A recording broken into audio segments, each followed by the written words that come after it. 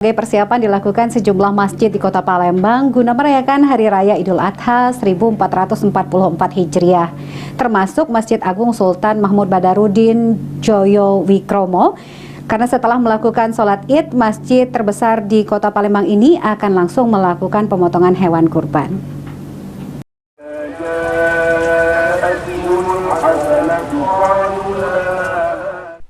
Kurang 2 hari lagi umat muslim akan merayakan Hari Raya Idul Adha 1444 Hijriah. Berbagai persiapan telah dilakukan sejumlah masjid di Kota Palembang guna melaksanakan rangkaian ibadah Hari Raya Kurban.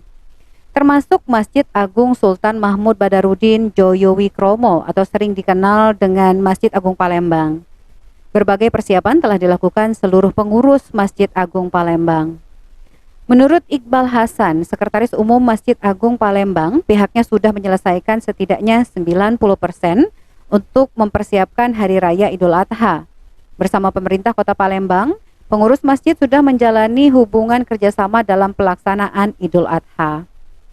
Bertindak sebagai khotib saat Hari Raya Idul Adha, yaitu Ustadz Kemas Ali Sihabudin, sedangkan Imam Ustadz Kiagus Abdul Rashid Siddiq. Sejauh ini untuk persiapan Idul Adha itu kita sudah hampir diperkirakan hampir sudah sampai 90% seperti itu. Kenapa? Ini kan rutinitas.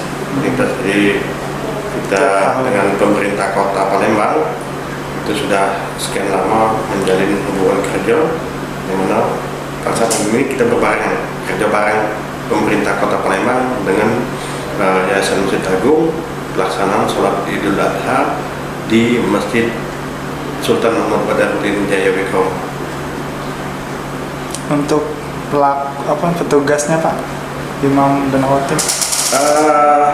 Di tahun ini untuk khotib itu insya Allah akan disampaikan oleh Ustadz Kemas Haji Ali Sarapudin MAG. Kemudian untuk Imam itu insya Allah Ustadz Kiagus Abdul Rashid Siddiq SAG Al-Hafiz.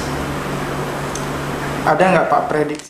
Dengan berakhirnya pandemi dan bertepatan dengan libur panjang, pihaknya berharap jamaah sholat Idul Adha tahun ini bisa lebih meningkat lagi dari tahun-tahun sebelumnya. Eki Saputra, PAL TV.